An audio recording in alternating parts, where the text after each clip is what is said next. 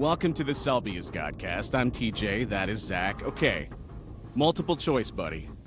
Most painful thing about Sunday, is it A, Owen Miller delivering the winning, game-winning RBI? Was it B, Jose Ramirez having a chance to tie the game, and he didn't? C, Jose Ramirez and Josh Naylor both having an opportunity to tie the game, and they didn't? Or is it D, Myles Straw getting that final opportunity and no pinch hitter to be found on the bench? What do you think? What was the most painful thing? I think it was E, none of the above. Instead, it was the realization that summer's almost over, and we soon will start to lose daylight every day, and we'll get closer and closer to another dead of winter when none of us want to leave our homes. It's freezing, it's miserable, it's inconvenient, and then the sun will explode, and we will all perish, and no one will ever remember that any of this existed. Dude, summer is almost over to the point where the day is as long as it can possibly be, and you're looking at it as, well, the days are getting shorter now. That should tell you everything I need to know about not only the tenor of this show and the way the direction we're going, but also just you as a person. We're not even to the 4th of July yet, and you're thinking about the end of summer. Come on. I don't know. I was asked about this on the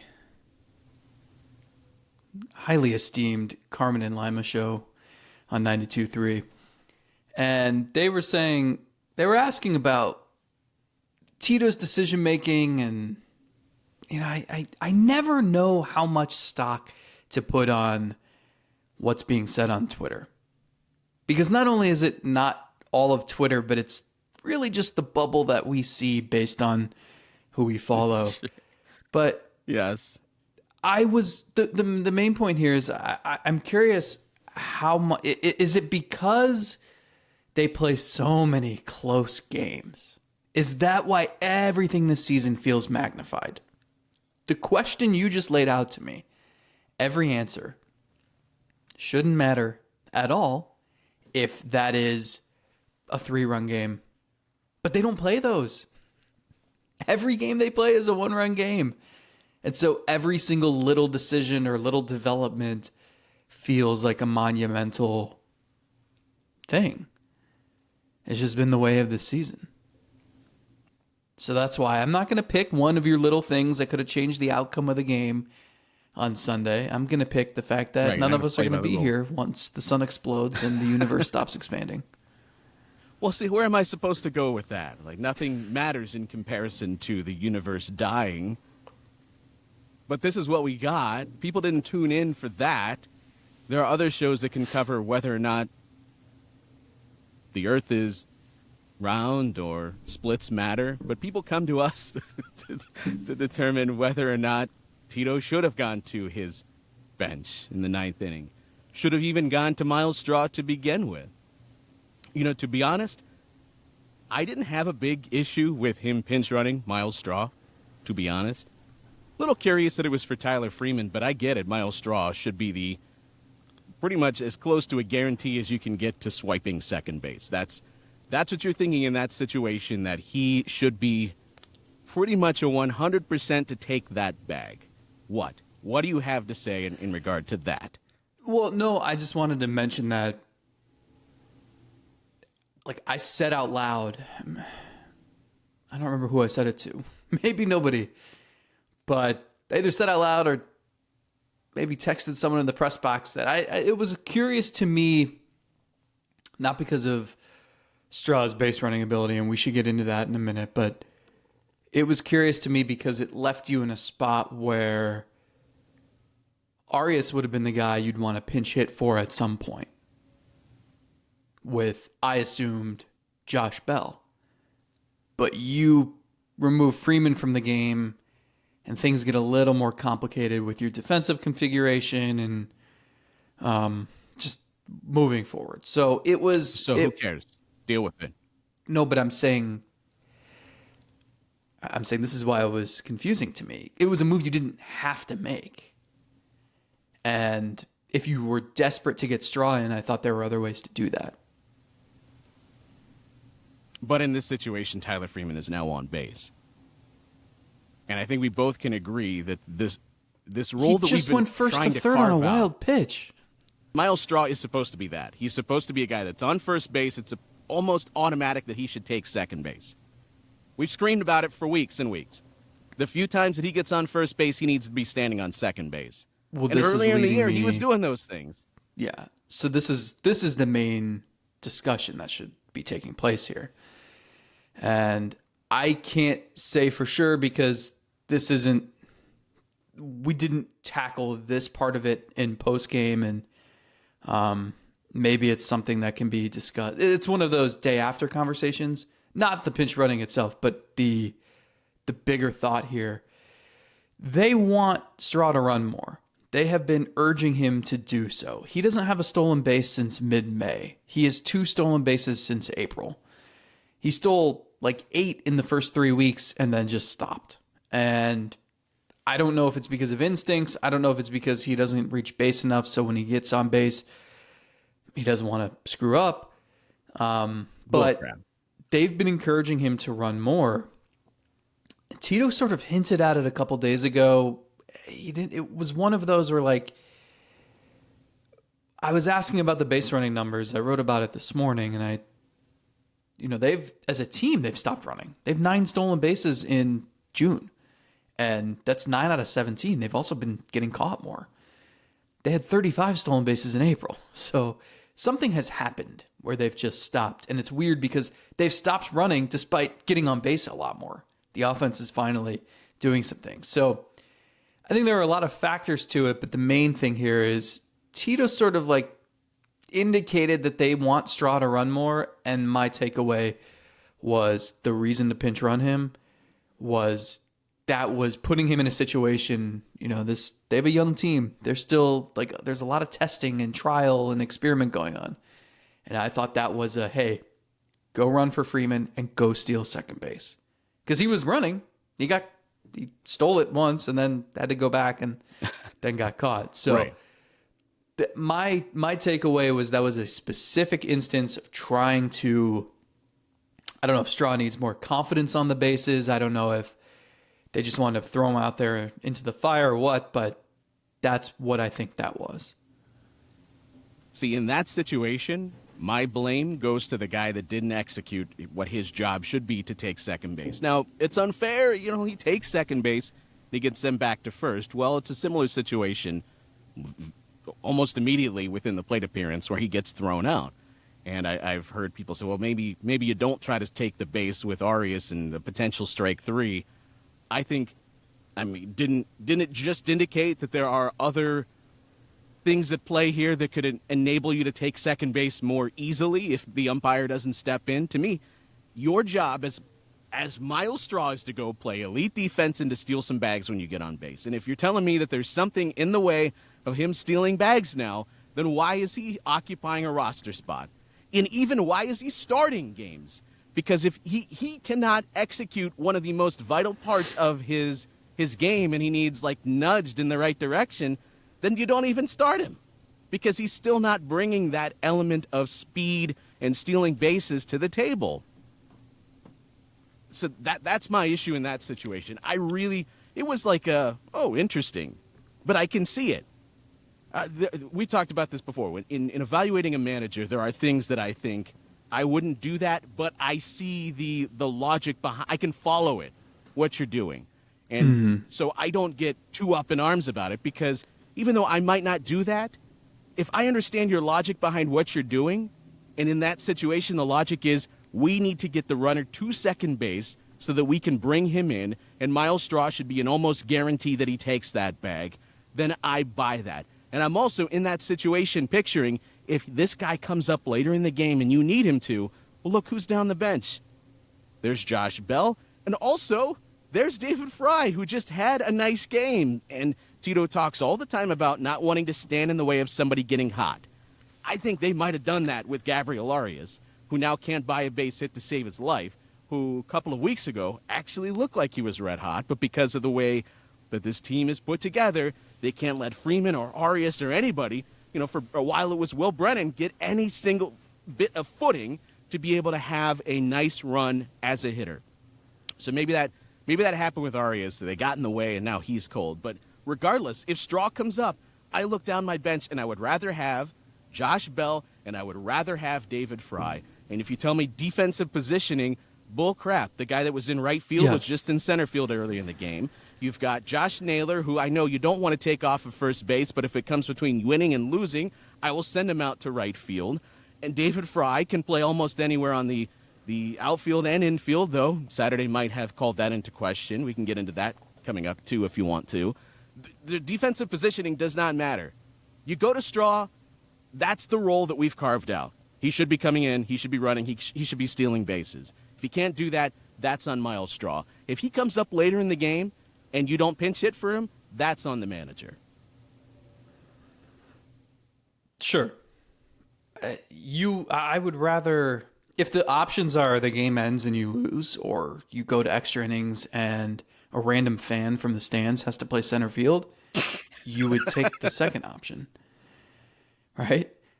So I think then there's a lot of play here. I mean, if Ramirez and Naylor have better at bats in the 10th inning, then there's a good chance we're not having the same conversation. So it doesn't excuse the process, but the results, I mean, they end up sort of dictating what everyone is talking about. So I think like Quan could have played center field in extra innings. You could have done a lot of things. And it's weird because it's like, does defense matter or not? They're upset. Like Straw starts every single day because they love his defense. But then they're going to start David Fry in right field on a whim. And they're going to start Ahmed Rosario every single day at shortstop, even though they have 12 better defensive shortstops on the roster. So it's very strange. I don't like all we care about is how a catcher handles the pitching staff and that they can block balls and that they have a good transfer and all that shit. But then David Fry, who didn't sniff 5 seconds behind the plate at AAA in April, comes up and catches. And then you throw him into right field. I mean, it's kind of mind-boggling. And I don't really, they said part of the reason why they wanted to start Fry in right field was because Arias was going through some things and maybe developing some bad habits at the plate.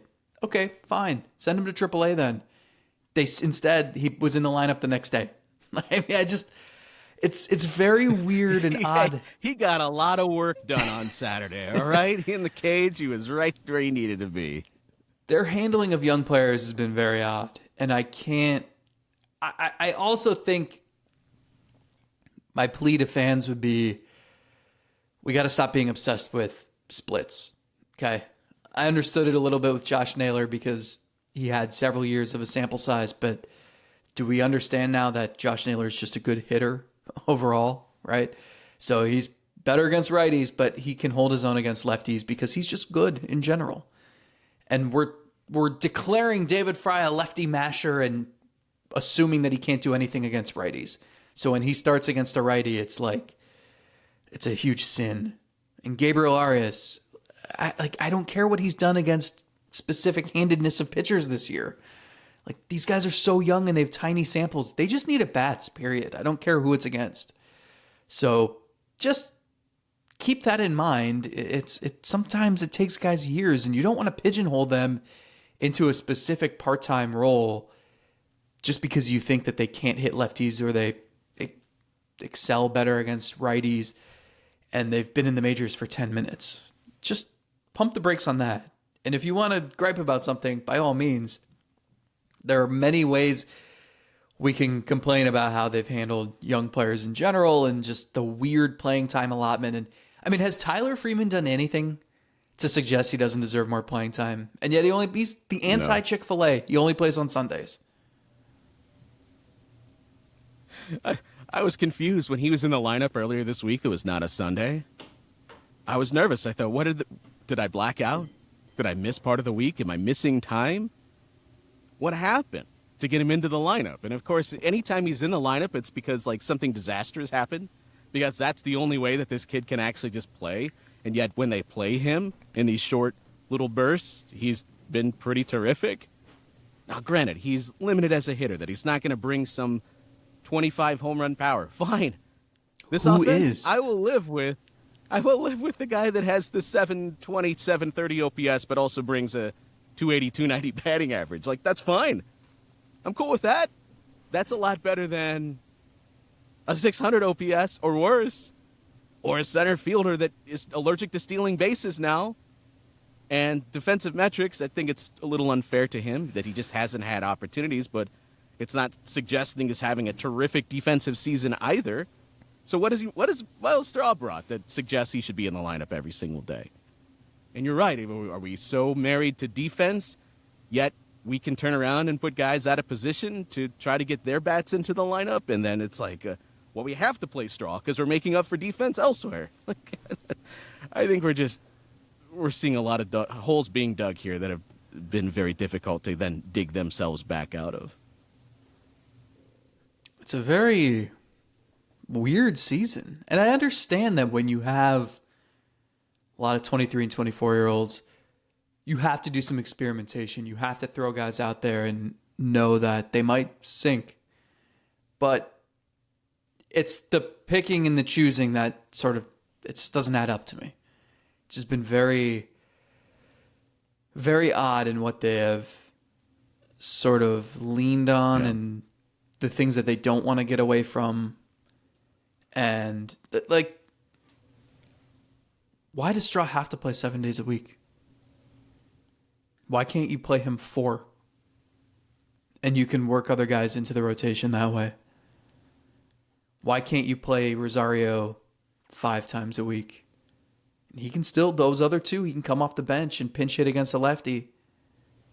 But see, with Rosario, as I said in the Discord, if you were telling me, here's an option of Freeman, Rosario, and Arias, who are you going to actually put physical money on to have the better numbers the rest of the season? If it had to be Rosario, I would buy that. I would buy that. Like, we're seeing it here. He's capable of going through stretches where he looks fine offensively, but I'm fine with him being in the lineup. Now, as we said, it goes beyond that, because we're also looking at how do you get Freeman and Arias in enough that I can have some sense of what they are moving forward, and Rosario is not part of your team most likely in 2024. But all of that, like, aside, I can semi-buy that you're playing Rosario because you think that when the season's over, his numbers will look fine, and they'll be in line with where he's been in most of his career. What's the sell on Straw? Are you seeing any of that? Because at least Rosario occasionally goes through stretches where he has a 3-4 hit game. He has a week where he hits 450. But there are still ways to optimize him, though. I mean, what? Like, don't you think 5 days a week of Rosario and 2 days a week of Freeman would produce a better overall shortstop output?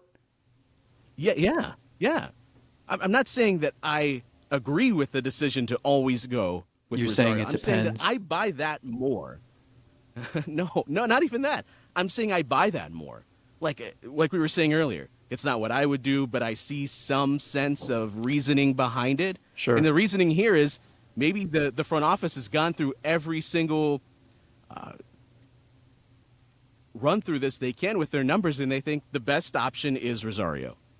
And whether or not you agree or disagree with those projections, it suggests that Rosario, by the end of the year, will have the best offensive output, so keep playing that guy. I can buy it. I can't buy that with Straw anymore. I can't do it. He's not stealing bases. Whether or not he's had the chances in center field, he's not playing this elite level, I can't believe it, defense this year. So what are you suggesting here? Like, why? I'm not buying that any projection system is telling you that it's better off to play him than anybody else. So since the start of last season, among qualified hitters, Straw I'm has not ready for this. Straw has a 67 WRC plus that ranks last among every qualified hitter. Last in the majors. His is 67. The second worst is 77. He's 10% worse than the second worst hitter. So yeah, it's you can cover all 3 outfield spots as one human being, and I don't know that would be worth that trade-off. Yeah, I don't get it. Part of it, they don't have outfielders. Let's tie it back to your opening question of the podcast. You could conceivably have Nolan Jones in right field and Will Brennan in center. You could have Will Benson out there somewhere. You could have Jake Bauers if you really wanted. This is tongue-in-cheek. But the point is... Tongue-in-cheek? He's got like a 115 WRC plus with the Yankees. Part of the reason why Bauer's bad. Part of the reason why I find it easier to justify Rosario playing 5 days a week, and I agree with you completely. Like I just said a few minutes ago, Straw, why does he have to play 7 days a week? Why can't it be 4? But it's easier, in my mind, to play Rosario 5 days a week and let him pinch hit against lefties the other 2, because you have other infielders who you want to learn about. In the outfield, like Brennan's going to get his at-bats in right field. Oscar Gonzalez, he went 5 for 5 with a cycle on Sunday, which helps. But before that, he wasn't doing much in AAA. And it was the same story with him and swing decisions and plate discipline. So can you convert Tyler Freeman into a right fielder? I guess you can run Arias out there. Happened yet. The fact that hasn't happened yet leads me, this is just my hypothesis, is that maybe they tried that in spring training and Freeman said, I'm just not comfortable. They did. Because if that hasn't, right, and if it hasn't happened, to find some way to get his bat in the lineup, I truly believe, maybe you can do some digging in on this. I know Tito's not going to say, oh yeah, he's not comfortable. But that would lead me to believe that he wasn't comfortable. Because otherwise, how do you explain that? Mm-hmm. And that's just me, again, a hypothesis. I have nothing behind it other than, please explain this any other way, like I'm a 4-year-old here. Yeah, so I'm curious if... I don't know who the next outfielder to come up will be. I don't know how much time they want George Valera to spend in Columbus. Do they give Oscar Gonzalez another chance? But at some point, don't you just have to stick someone in right field and shift Brennan to center and at least do that a few times a week? Yes. Well, I think we've said it before in this podcast a bunch, but you could, if you had Straw on the 95 Indians, you could live with that. I mean, they did with Vizquel, right? It's just Straw's not hitting second because you have 8 other boppers in the lineup. But in this lineup, it's just one spot that you could at least attempt to squeeze a little more offense out of. I mean, that's not even fair. Vizquel brought something. Even to that team, he brought something. Straw is outside of a good couple of weeks stretch recently, has been pretty awful with the bat. And the one thing that we said when they acquired him, he should still get on base at a 32, 33% clip. He's not doing that for the most part. And the stolen bases aren't there here recently, and even the elite defense hasn't had a chance to present itself. And it's why we can spend 25 minutes talking about in a vacuum, which is probably the third or fourth most important thing that came out of Sunday. To me, you lost the game because in an opportunity with Ramirez and Naylor, they didn't come through. And they both had bad at-bats, I think. Especially Naylor swung at some pitches he should not have. And I think he missed his pitch. Like maybe it was, I can't remember if it was first. There was a pitch on the inside corner that almost looked like I could see it coming out of the pitcher's hand, and I was like, oh boy, here it comes. This is going to get deposited into the seats, and he missed it. And he had that reaction like, damn, Josh, I missed that. That's why you really lost Sunday. I mean, the Straw thing is a little bit further down. But I'm not mad long-term at Ramirez. Josh Naylor's not a problem. In a vacuum, that is a problem with Sunday's game, but the bigger picture is what we're talking about here. That's why it's like I don't want to lose sight of that. In a one-game situation, your stars didn't come through and they had a chance with Rosario at second base. So, okay, that's ultimately why you lost Sundays. You didn't have a chance to extend the game with your best hitters. But what's the bigger thing here we're talking about? What's the thing that transfers from a week from now, a month from now, and the rest of the season? Owen Playing Miller. time, Myles Straw, Owen Miller, Will Benson. Jake Bauers, Junior the whole list. Caminero, now the number 17 prospect in baseball, according to MLB Pipeline, traded for Tobias Myers, who lasted about 30 seconds in the organization. I think we're going to have some very serious conversations about some big misses by the front office coming up this winter. And who knows, maybe by the way this season plays out, we'll have a time to do some serious digging in on that stuff. But your two big free agents that they acquired, one of them's no longer here. The other one, who I would continue to play, and I'm still going to long-term bet on him being okay, maybe not great, but just okay offensively, Josh Bell, okay. But your two big free agent acquisitions have brought you negative value so far this year. Yeah, and he still has the most awkward swing I've ever seen in my life. I think a couple things can be true at once. Number one, absolutely, I think the front office is due for, I don't know, like a thorough examination. A job evaluation. Yeah, but I think it's important to keep in mind that this stuff can change quickly. And I'm trying to figure out on the fly here. I think it's part of it is because I would say like every 6 months you have a chance to kind of correct your mistakes, right? They clearly whiffed over the offseason without question. Maybe some of that goes on the ownership too.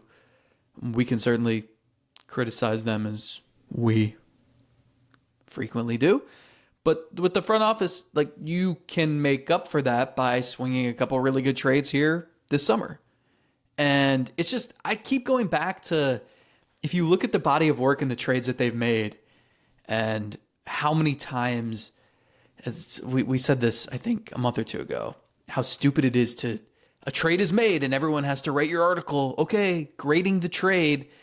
This team gets an A because they got the superstar. This team gets a C because they got prospects, and we have no idea what the prospects will turn into. Wow. Revelatory analysis. And then a year later, you examine the same trade, and it's like, oh, that superstar he had some injuries, and he didn't really perform. And what do you know? These prospects, 2 of them are now in the top 50, and another one is in the major leagues pitching well. And then a year after that, it's, oh, that pitcher just fell off a cliff and those prospects, the shine kind of wore off. And it's just, this stuff is fluid. And so I think evaluating a front office can be like that too.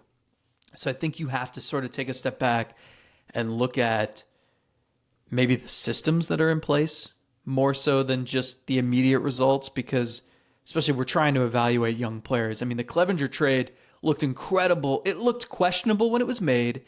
It looked incredible a year later. Then it looked questionable again when it was like, oh, Naylor, Arias, Quantrill, I'm not sure. And now I think it looks really good again because at the bare minimum, Naylor looks like a dude.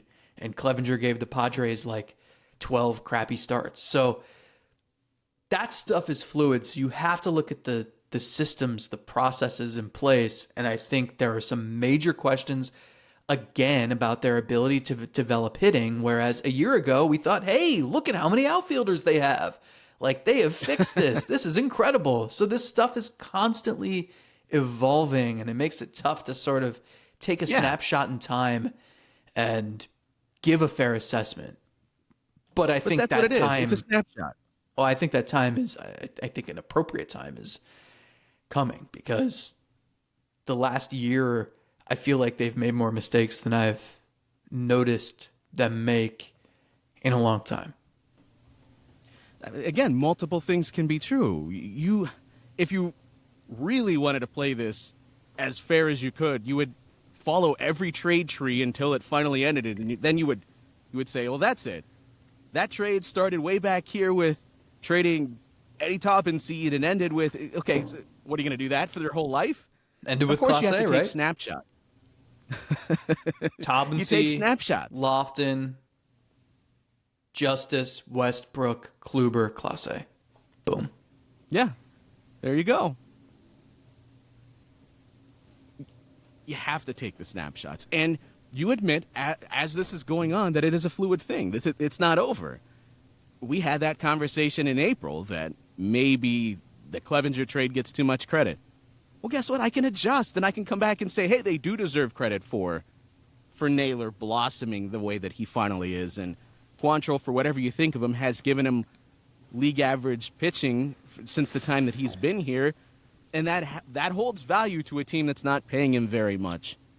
And, we'll see what happens with Arias. But I can adjust, and I can go on the fly here and just take a snapshot in time. And it's not that I think this is the end and I'm never going to change my mind. But, I mean, this is a sports conversation. It's supposed to be debate and fun. And in this given moment, this is the way that I think. We would never have sports talk if it was just, well, let's just see how it ends up. We'll see who wins the World Series at the end of this, and then we can look back and bullshit. Then what are we going to talk about for the entire season? Yeah, of course this is going to change. We could talk about this on the pitching side, too. Oh, the pitching factory, and no one does it like them. How do they do it? And then there was like a lull for a year. And in 2021, we watched JC Mejia pitch on short rest. And then what do you know? 2021 draft, you have Williams and Bybee. 2020 draft, you had Allen. And now they're all here. And everyone's saying, how do they keep doing this? And it's just, this stuff evolves. It's all fluid. But this is a reminder, some of the missteps that whether it's Terry Francona, whether it's Chris Antonetti and Mike Chernoff, whether it's Tampa or the Dodgers, nobody's infallible. Everybody makes mistakes. And it's okay to criticize those mistakes. It's just, I think the mistakes they've made are especially glaring right now because I don't know if Nolan Jones is going to keep this up, but certainly, and Juan Brito I think he's going to be a good player. I don't know where he's going to play, but he's got a really good tools at the plate. But there's no question that they could use what Nolan Jones is doing right now, right? Yeah, I think Brito, I could envision him like 2 years from now getting on first base and then Myles Straw pinch running for him, and then we don't see him again until next Sunday. Like that's how I picture Juan Brito being used someday. Yeah, of course. Like we talked about this with Benson, who has had a good couple of weeks, and I'm so happy for him. I really hope that he has a good career because he's a good kid, and I think he's got more to bring than just his playing too, and that helps when you're a good player. And then you can do that other stuff on the side to help try to make a difference in communities and in all the different ways that he talked about on draft day, that he wanted to be more than just a baseball player. So that's great. I think he's a fantastic kid.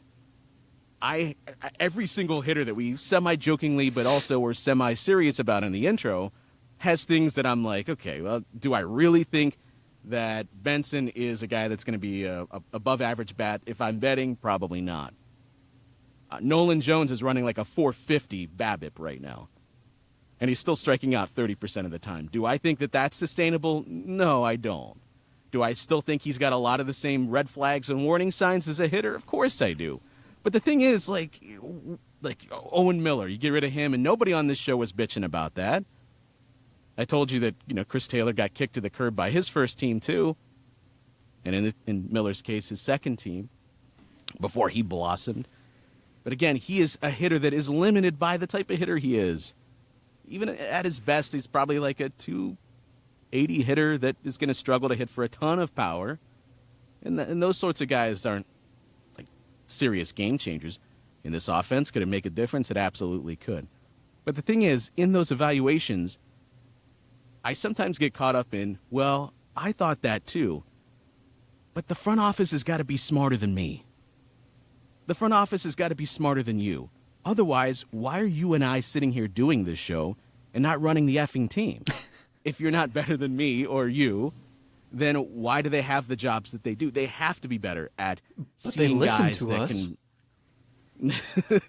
Sorry. We're sorry. I mean, the thing is, they need to be better at knowing who could, with just a little bit more patience, blossom. And if they're not, then they need to have that what would you? It's a demerit to them. It's something that you have to note that they missed on a hitter. Now, if it happens occasionally, fine. As we were talking about as I was joking with you through text, baseball. I think this is all luck. Like, did the Orioles know that Aaron Hicks was about to just go bananas? No, they had no idea. They signed him because their center fielder's hurt, and they had nobody else to play center field. And I think they've completely lucked into Hicks exploding the way that he is. Sometimes baseball is that. But when you have a lengthy track record of guys that have gone elsewhere and you missed on them, then I start to look at, okay, what is happening internally that you're missing on this many hitters and these many guys that could help you? Yandy Diaz got away. That was a mistake. No matter how you want to frame that trade, I understand it brought back Carlos Santana. He had a career year. You wanted to offload Encarnacion's money and whatnot. Fine. They didn't have to include Yandy. You could have included someone else, or you could have just found a different trade to make. He had hit tools that they still need. You let him get away. He's one of the best hitters in baseball. Mistake. That's fine. Miss me with the Jesus Aguilar crap, the Gio Urshela stuff. Those guys had opportunities, or they were blocked by better players who were performing well. Aguilar was blocked by Santana and Encarnacion. So just stop. And he didn't turn into anything special. So I think there's nuance to this, and I see the list of players who quote unquote got away, and I kind of roll my eyes. But I also hate acting like I'm defending them. Every team has examples of this, okay? And Cleveland has benefited, especially on the pitching side, many times. They traded like the last dying breaths of Vinny Pastano for Mike Clevenger, who gave them a handful of really good years, okay? So, I mean, they traded Ryan Ludwig, who was, or Jake Westbrook, who was an expiring free agent, and they just wanted to get rid of because they were a terrible team, and they turned Corey Kluber into gold, right? So, like, they do this. They do it very well on the pitching side. And this is not a perfect organization. They have a lot of strides to make on hitting development, on figuring out the best way to extract as much potential out of these hitters as possible. They can take an average starter and turn him into an elite pitcher. They haven't proven that they can take an average hitter or a hitter with a tool or two here and there and turn him into an everyday player. And so I just think like every single team has guys that get away for whatever reason. I think the big thing holding Cleveland back right now in that regard is that it's really hard to contend and develop at the same time. You can't afford to give guys super long leashes and let them fail because you're trying to win games. I mean, look at the Reds right now. They're letting young guys play because they didn't have anyone else standing in the way because they tore it all down and they stunk for a couple years. And now they can let those kids play because there wasn't really anyone standing in Ellie De La Cruz's way. And they're having fun, and it's great. And at some point, those young players will hit some speed bumps.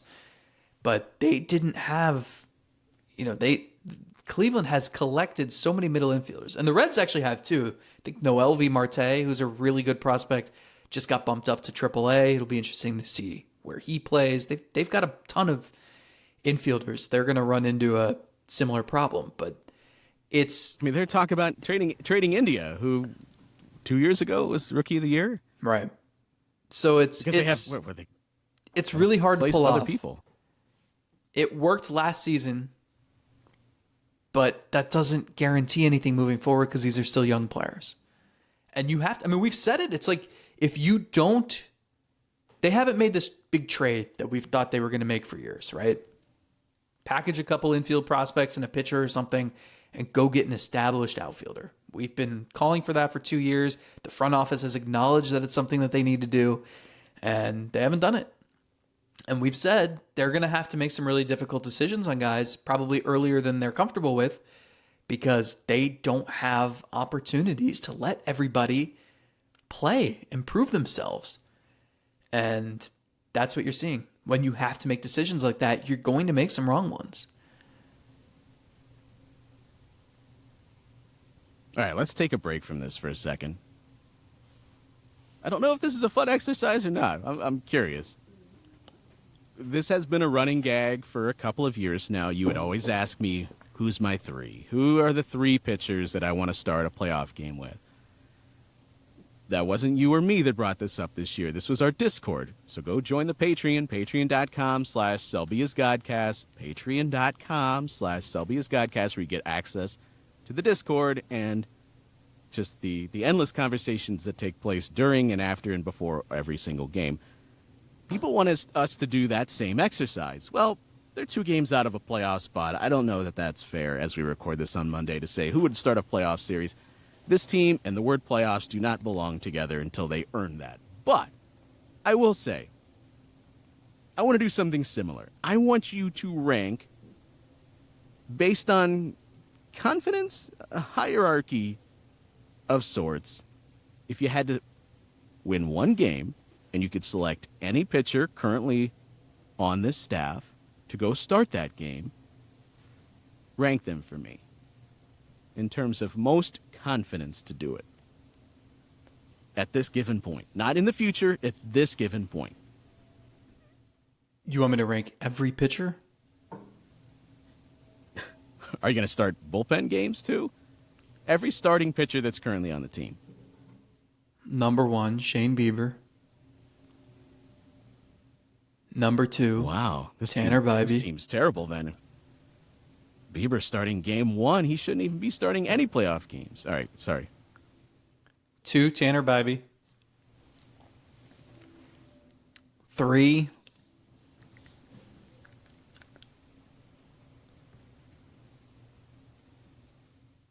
Aaron Savali.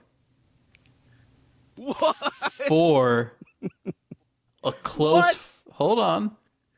Close 4. What? Close 4. Gavin Williams. Oh, my goodness.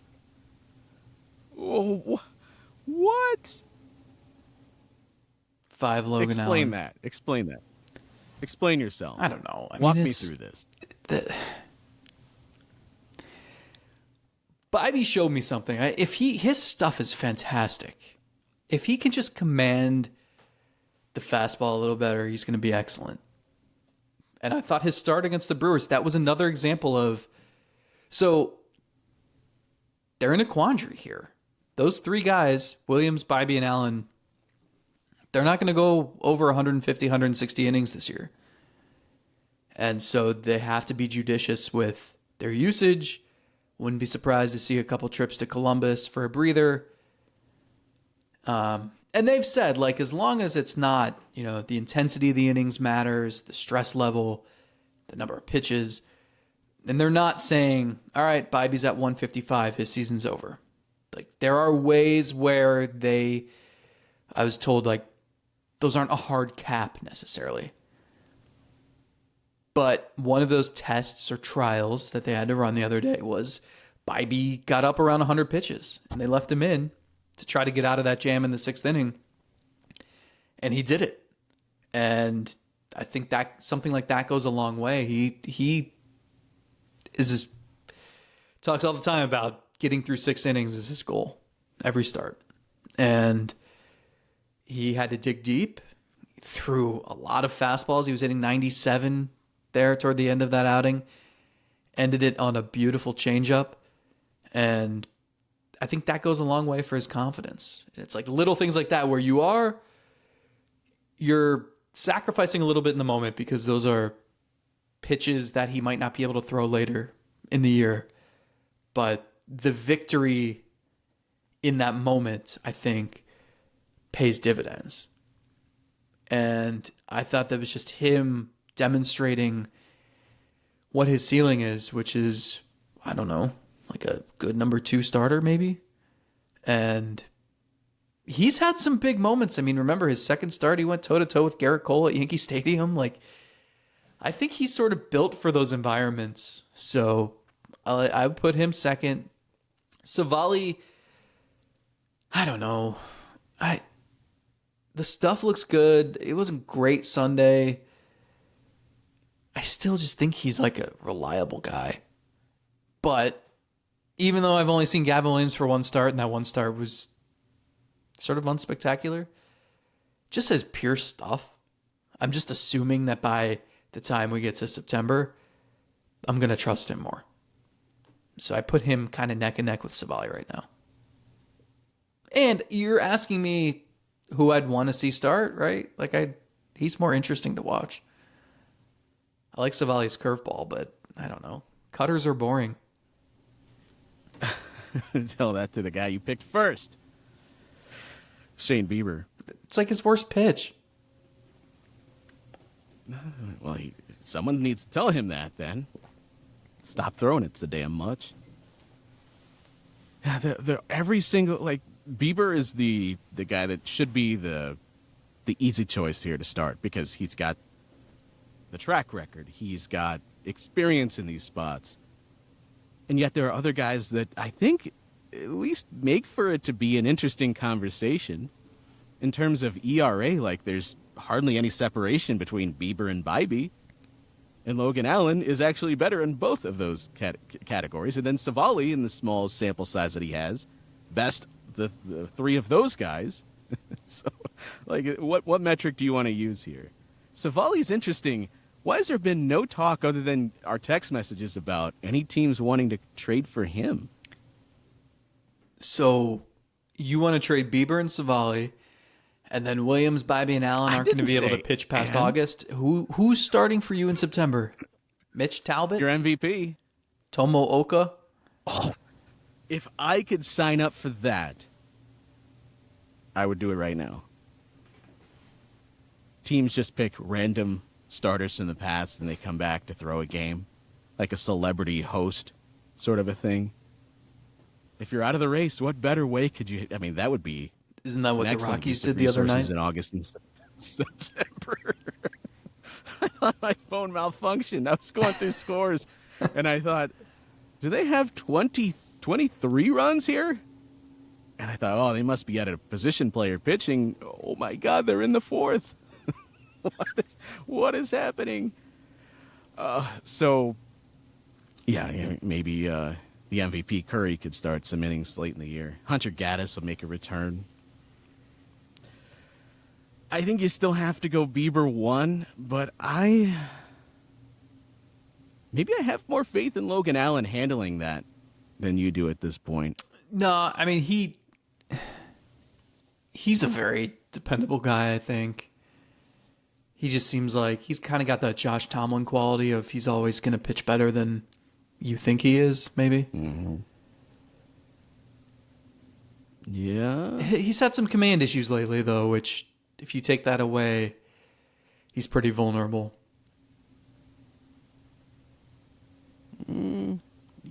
Yeah, but I mean, what pitcher? If you take the stuff away from Garrett Cole, then he's also beatable. No, but that's not his fastball's 92. It's not 98. Okay. Yes, if you take away the best thing that makes him him, then yes, he is very beatable. I hate you. If you want to make a case that command could fluctuate more than stuff could start to start, okay, I will buy that to a degree. But in terms of confidence, I might put him behind Bieber right now.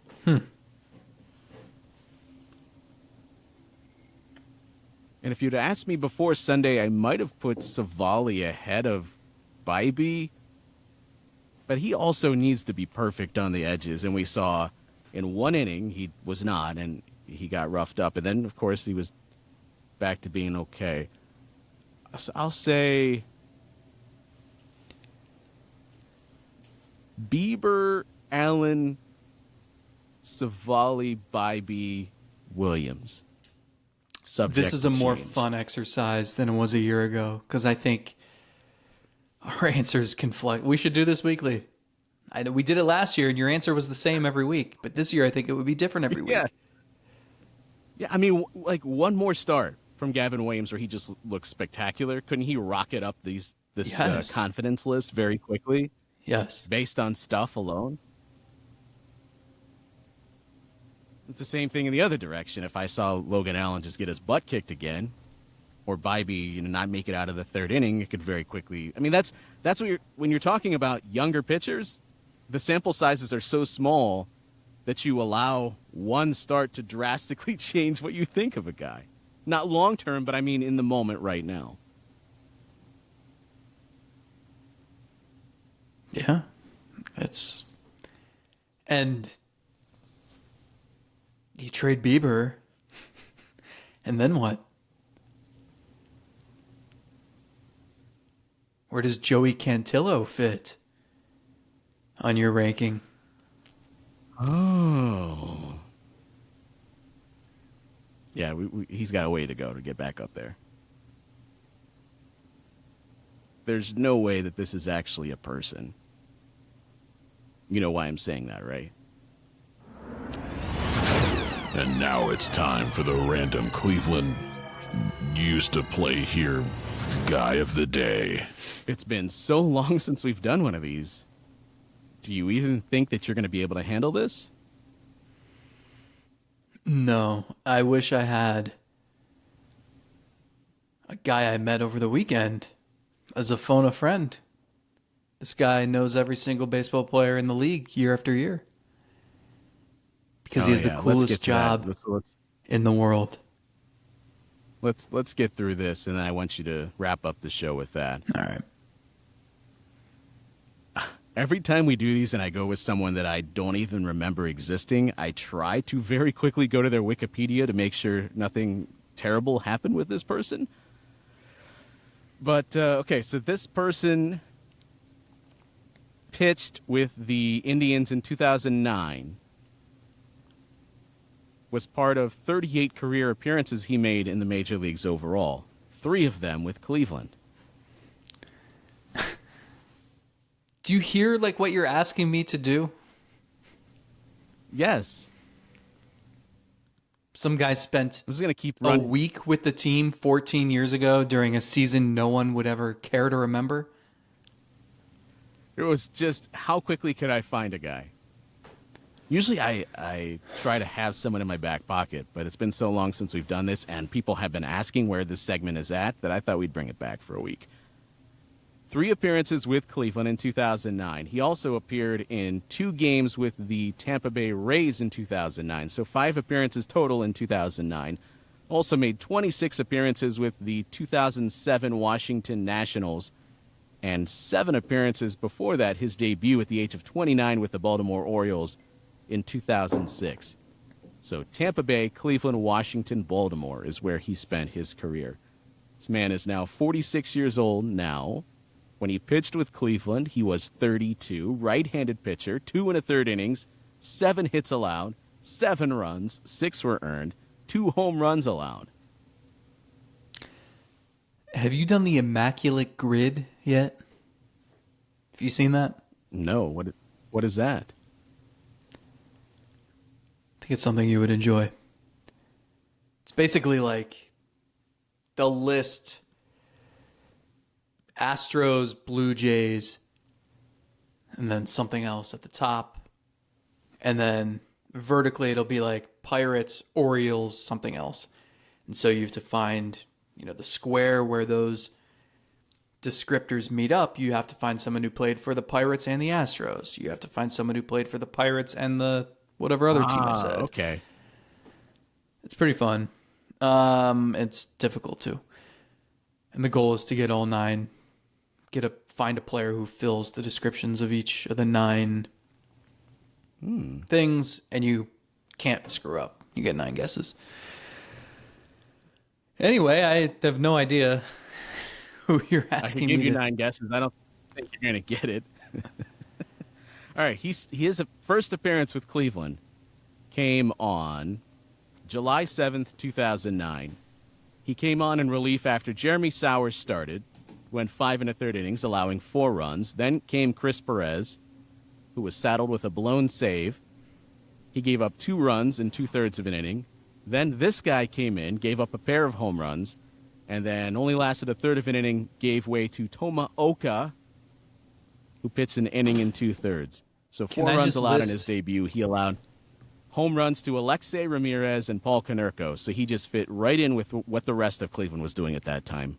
I'm just going to list a few relievers who I know it's not, just to show off. It's not Jess Todd, who they got in the Chris Perez trade. It's not John Malone, who they got in the Carlos Santana trade. It's not Greg Aquino, who also pitched for the Diamondbacks. It's not Mike Gosling. It's not Mike Koplov. I don't know, man.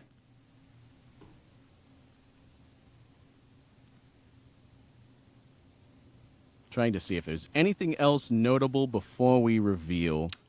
What was his middle he name? also played outside of the U.S. as well. Middle name? Leonardo.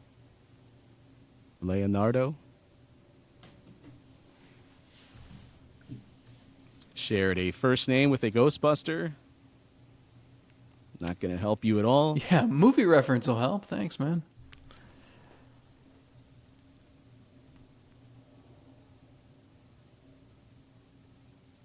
Ooh. During his tenure with the Indians, this man was given a 3-game suspension after hitting Jack Hanahan with a pitch on July 25th.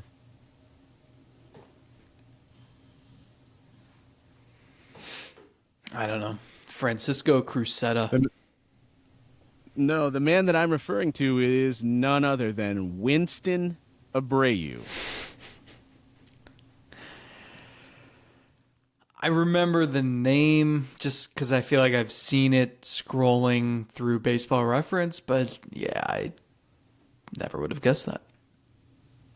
Winston Abreu. Winston Leonardo. Forget his Abreu. 23.14 earned run average with Cleveland. But he did run, the FIP would suggest he got a little unlucky. 15.53 was the FIP in 2 1/3 innings. What do you think his rating would have been in an MLB The Show? Not great.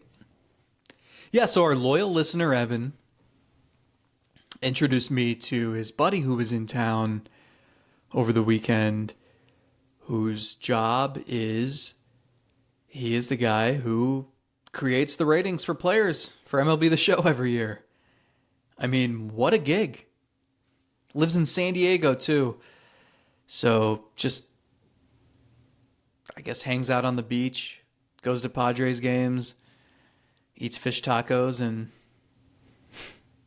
looks at Jose Ramirez's stats and decides that he's a 93. What a life. Yeah. What a life. You make it sound like that's as simple, like he just eyeballs it. Well, he kind of gave me the rundown, but he spends a lot of time on Baseball Reference, Baseball Savant, Fangraphs, just looking at various metrics, and it's interesting because I also know, like, Jose Ramirez popped into their studio during the road trip last week and was jokingly saying, "Hey, you better make me a 99 next year." So I'm sure there's pressure with it too. But I don't know. I was trying to think of cooler jobs than that, and I was coming up mostly empty. I'm glad that there's still someone that oversees that it's not just, the computer looks at some StatCast data and spits it out. Let's have some human element still in it. Yeah, and the Mostly stuff because evolves. that's the dream job for all of us. I think Josh Naylor's versus lefty split has increased in rating over the last 2 months. Wow.